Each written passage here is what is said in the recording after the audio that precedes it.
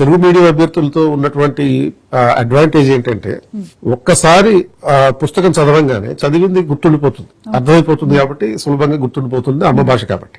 And రెండోది, ఈ Telugu medium అభ్యర్థులతో ఉండే ప్రాబ్లం ఏంటి అంటే సులభంగా అర్థమైపోవడమే. అది ఎందుకు ప్రాబ్లం అని అంటున్నానంటే ఒక్కసారి అర్థమైపోయిన తర్వాత మళ్ళీ చదవాలంటే బోరు కొడుతుంది. సో కానీ యూపీఎస్సీ రిక్వైర్మెంట్ ఏంటి, కీ వర్డ్స్ రాయాలి, టెక్నికల్ జార్గన్స్ ఎలా ఉండాలంటారు? ఆ కీవర్డ్స్ ఎలా ఉండాలి, ఎలా చూసి? కీవర్డ్స్ సబ్జెక్ట్ వైజ్ గా మారుతుంటాయి. సో ఆ సబ్జెక్ట్ వైజ్ గా ఇప్పుడు సపోజ్ పాలిటీ, పబ్లిక్ అడ్మినిస్ట్రేషన్ లాంటి సబ్జెక్ట్స్ ఉన్నాయనుకోండి.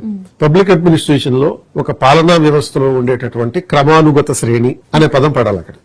దాన్ని ఇంగ్లీష్ లో అడ్మినిస్ట్రేటివ్ హైరార్కీ అని అంటాం. సో ఆ అడ్మినిస్ట్రేటివ్ హైరార్కీ అనే ఇంగ్లీష్ పదాన్ని తెలుగులో పాలనా క్రమానుగత శ్రేణి అనే పదాన్ని ఉపయోగించకపోతే అక్కడ ఎగ్జామినర్, పబ్లిక్ అడ్మినిస్ట్రేషన్ ప్రొఫెసరే ఉంటాడు, ఆ ఎగ్జామినర్ సాటిస్ఫై కాడు.